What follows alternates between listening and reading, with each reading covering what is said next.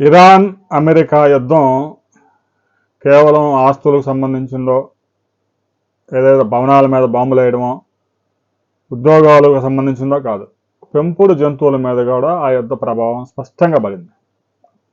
95 లక్షల మంది భారతీయులు గల్ఫ్ దేశాల్లో ఉద్యోగాలు చేస్తూ కార్మికులుగా, ఉద్యోగులుగా ఉన్నారు. వారంతా చాలా మంది ఇప్పుడు ఇంటి ముఖం పట్టారు. ఎన్ని రోజులు కొనసాగుతుందో తెలియడం లేదు. ఇప్పటికే పెద్ద పెద్ద రిఫైనరీలు తగలబడతా ఉన్నాయి. చాలామంది, నేను ఖతర్లో ఒక ఫ్రెండ్తో మాట్లాడినప్పుడు, ప్రస్తుతం మా అపార్ట్మెంట్ దగ్గర అయితే మిసైల్స్ పడడం లేదు కానన్నా, మాకు కొద్దిగా దూరంలో 10 కిలోమీటర్ల దూరంలో హార్బర్ మీద క్షిపణుల దాడులు చేస్తూ ఉన్నారు. ఇంట్లో నుంచి బయటికి రావద్దని చెప్పేసి ప్రభుత్వం హెచ్చరికలు జారీ చేసింది. సైరన్లు మోగిస్తూ ఉన్నారు.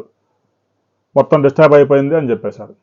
మరి ఒక 2-3 నెలలు యుద్ధం కొనసాగితే ఆ ఉద్యోగాలు కూడా పోయే ప్రమాదం ఉంది. కాబట్టి వాళ్ళంతా చిన్నగా ఒమన్ మీదుగా వేరే మార్గాలు చూసుకొని చిన్నగా బయలుదేరి వచ్చేస్తూ ఉన్నారు. మరి చాలామంది, కొంతమంది పెంపుడు కుక్కలు, పెంపుడు పిల్లులు అవన్నీ పెంచుకుంటూ ఉన్నారు. ఒమన్ దేశంలోకి ఆ సరిహద్దుల దగ్గర పెంపుడు జంతువుల్ని అలౌ చేయడం లేదు. దాంతో అట్టపెట్టెల్లో పెట్టి నన్ను క్షమించండి అని దాని మీద రాసి, ఎవరైనా పెంచుకునే వాళ్ళు ఉంటే పెంచుకోవచ్చు అని చెప్పేసి అక్కడే వదిలేస్తూ ఉన్నారు. కుక్కలను అయితే కరెంటు స్తంభాలకి వాటికి కట్టేసి వదిలేసి వచ్చేస్తూ ఉన్నారు. ఇక దుబాయ్ దేశాల్లో కూడా ప్రస్తుతం యుద్ధ వాతావరణం నెలకొనడంతో పెంపుడు జంతువులకు ఇచ్చే ఆహార మిషన్లు కూడా ఆ పెంపుడు జంతువులకు చాలడం లేదు. దీంతో వేలాది కుక్కలు, పిల్లులు ఇప్పుడు బజార్ను పడ్డాయి.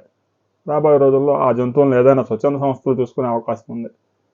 యుద్ధ ప్రభావం కేవలం ఆర్థిక వ్యవస్థలనే కాదు, దేశాలనే కాదు, పెంపుడు జంతువులను కూడా ఇబ్బందులకి గురి చేస్తూ ఉన్నాయి అని చెప్పడానికి ఇది ఒక ఉదాహరణ.